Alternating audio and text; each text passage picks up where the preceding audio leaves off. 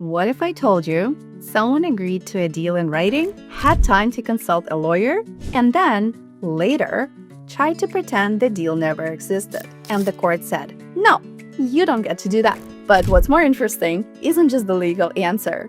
It's why people do this in the first place. Hey everyone, I'm Anna.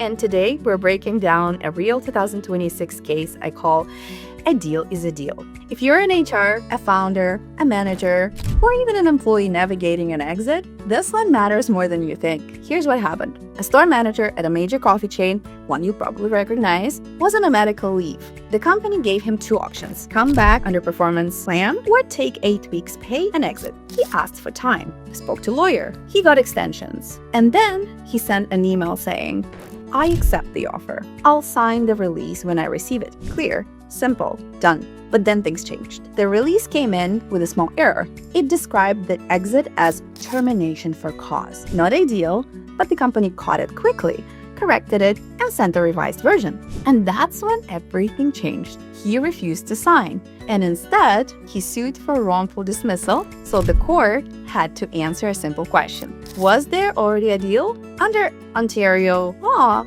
if both sides clearly agree to the essential terms in writing, you don't necessarily need a signed document. That email? It was enough. It formed binding contract. He made 4 arguments in court. All of them failed.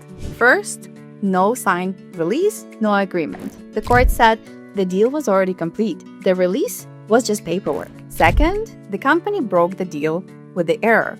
The court said correcting a mistake is not the same as walking away from a contract. Third, he said no payment, so no deal. But payment dependent on signing the release, which he chose not to do. And fourth, financial duress. The court found no evidence of that. He had time, legal advice, and options.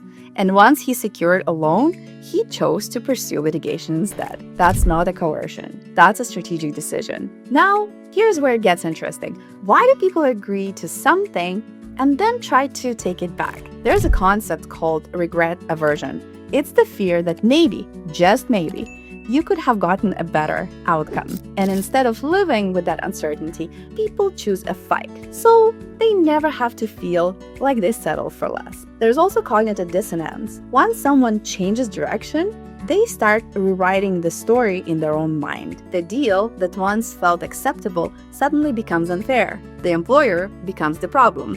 Not necessarily because anything changed at the time, but because the narrative needs to match the new decision. And in employment situation, there's always emotion involved. People feel vulnerable. They feel like they're in the weaker position. And over time, that feeling can turn into a belief that they were pressured or forced, even when the process was indeed fair. So what does that mean in practice? If you're on the employer side, make sure every essential term is clearly documented. Give people time and document that time. Fix errors quickly and in writing. And most importantly, understand that these situations are emotional, not just legal. Because a clean, well-documented process today protects you from the problems later. This case isn't just about one employee.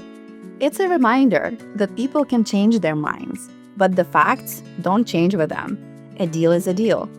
If this was useful, feel free to share your thoughts in the comments and follow for more real-world breakdowns like this.